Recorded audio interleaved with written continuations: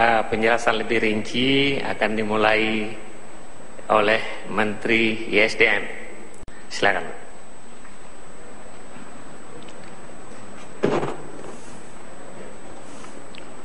Rekan-rekan sekalian, Assalamualaikum warahmatullahi wabarakatuh. Baru saja Bapak Presiden telah memberikan satu penjelasan bahwa pemerintah telah memutuskan harga baru dari dua bahan bakar minyak, yaitu premium dan solar, sebagai konsekuensi dari program pengalihan subsidi dari sektor-sektor konsumtif menuju ke sektor produktif.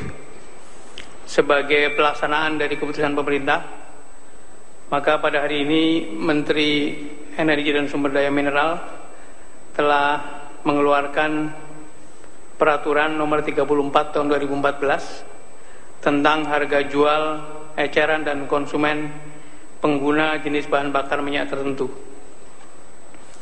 Inti dari surat keputusan ini atau peraturan Menteri ini adalah seperti disampaikan tadi oleh Pak Presiden, bahwa mulai pukul 00 malam ini waktu Indonesia bagian Barat, maka harga jual eceran jenis bahan bakar minyak tertentu untuk setiap liter ditetapkan sebagai berikut. Minyak tanah atau kerosin tidak mengalami perubahan, tetap 2.500 per liter.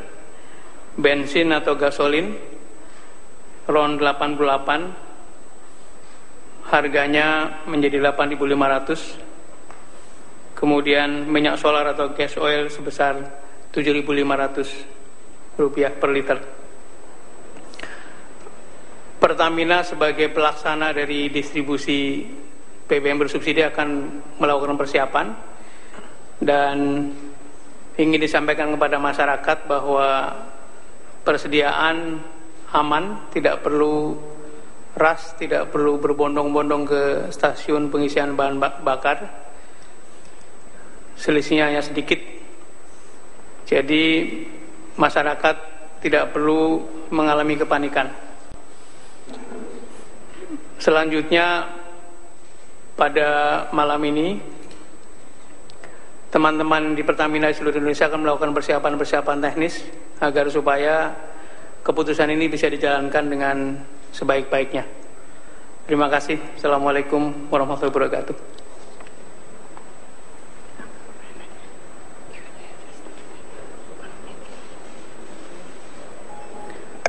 Saudara sekalian, karena penjelasan sudah sangat jelas, saya pikir kami akan mengambil paling banyak 4 pertanyaan saja. Kemudian kita pergi mulai bekerja kembali. Ya. Silakan.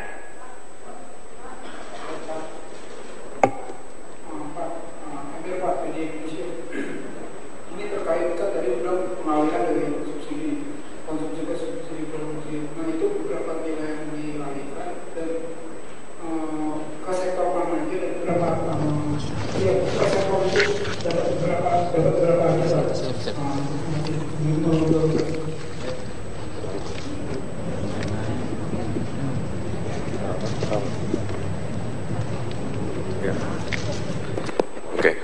Tentunya jumlah persisnya akan bisa ketahuan ketika kita sudah selesai menyiapkan APBN perubahan 2015. Namun sebagai gambaran awal yang bisa kami sampaikan bahwa kebijakan hari ini akan memberikan tambahan untuk belanja produktif di atas 100 triliun rupiah. Nah, tentunya kemana belanja produktifnya? Sebagian akan ke infrastruktur, sebagian lagi untuk memperkuat perlindungan sosial bagi keluarga miskin dan hampir miskin, dan yang paling penting tadi adalah tentunya untuk mewujudkan visi dari Presiden, termasuk untuk pengembangan atau pembangunan di sektor maritim. Ya, mungkin itu kira-kira gambaran besarnya. Mau ditambah, Pak Penat? Oh ya, silakan. Ya, saya tambahkan untuk sektor-sektornya tentu saja yang mendukung program prioritas pemerintahan Kabinet Kerja, yaitu untuk meningkatkan produksi pangan kita, itu akan digunakan untuk memperbaiki irigasi yang rusak, kemudian membangun irigasi yang baru. Ya, insya Allah dalam 2 tahun kita bisa swasembada beras. Kemudian tentu untuk peningkatan produksi energi, ya, kita harus mempercepat realisasi dari pembangunan pembangkit, ya, apakah itu pembangkit listrik di mulut tambang, ya, kemudian pembangkit-pembangkit lain gitu. Dan begitu juga untuk sektor kemaritiman dan kelautan, ya, pembangunan perbaikan jalan, pembangunan jalan baru, ya, yang memang memprioritaskan untuk kepentingan masyarakat, ya, untuk membuat masyarakat lebih produktif gitu. Mungkin itu, ya. Ya, satu di tengah, silakan. Ya, selamat malam Pak, saya Asep dari Harian Kontan. Yang ingin saya tanyakan pertama mengenai dampak ini, meskipun sudah dihitung sebelum, inflasinya bagaimana Pak? Kira-kira sampai akhir tahun akan bagaimana? Seberapa besar gitu? Lalu yang kedua mengenai uang fiskal Pak 2015 akan tersedia berapa besar ya dengan kenaikan ini? Nanti defisitnya akan jadi berapa perkiraannya? Ada perubahan atau bagaimana? Terima kasih. Oke, tentunya kebijakan ini akan membawa dampak inflasi dan tentunya sudah kami perhitungkan.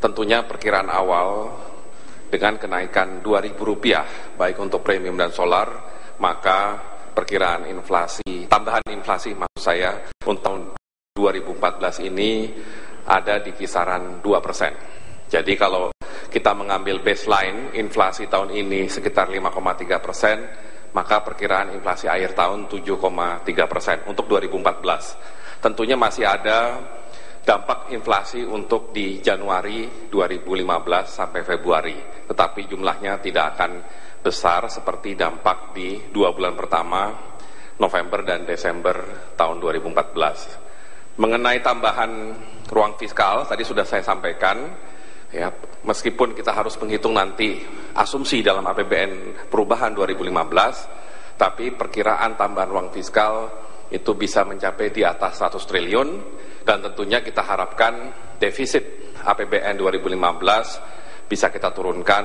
dari yang sekarang ada di APBN 2015, yaitu 2,2%. Kita harap dengan nanti setelah menghitung berapa untuk infrastruktur, untuk perlindungan sosial maupun keperluan lainnya, diharapkan defisit pun bisa dikendalikan di bawah 2,2%. Ya, kira-kira itu. Silakan. Silakan. Silakan.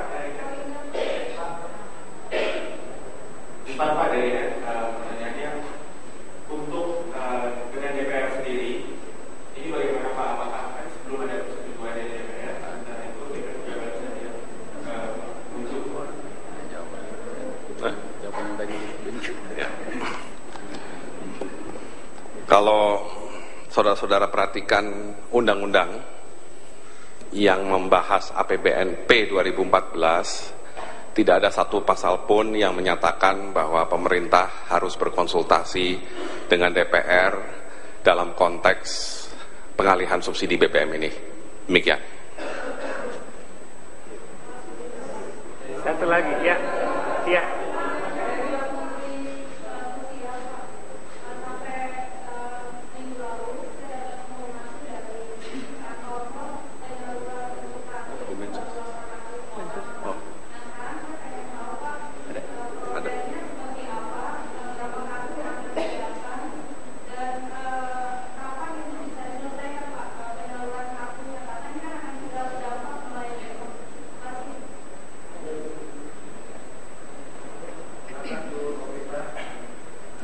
Iya, jadi dari 34 provinsi mulai besok akan ada kabupaten-kabupaten yang ditunjuk oleh PT POS yang pemegang KPS, Kartu Pelindungan Sosial. Mulai besok di 34 provinsi itu sudah bisa mencairkan dana pelindungan sosialnya dengan kabupaten kota yang akan ditunjuk. Jadi mulai besok tanggal 18, tanggal 19 dan seterusnya sampai tanggal 2 Desember semuanya sudah harus terrealisir sesuai dengan pembagian distribusi yang sudah disiapkan oleh PT POS. Terakhir tanggal 2 Desember semua menurut rencana sudah harus terdistribusi. Yang belum menerima KKS maka bisa menggunakan KPS. Bisa saya tambahkan bahwa pengalihan bantuan kepada yang disebutkan Pak Bambang tadi itu akan mencakup 15,6 juta kepala keluarga yang miskin dan hampir miskin, ya, dan itu mencakup hampir 40%, ya. Dan itu kompensasi tersebut akan dikompensasi jauh lebih besar daripada dampak inflasi yang terjadi, ya.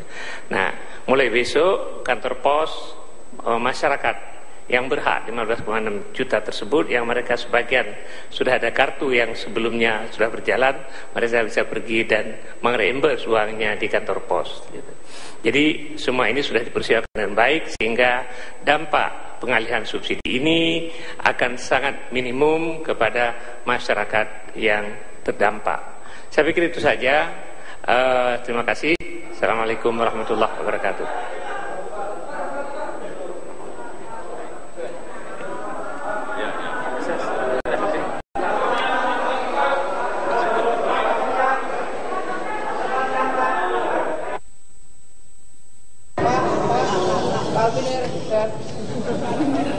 Pak Albiner, ya Pak Albiner, memang manggil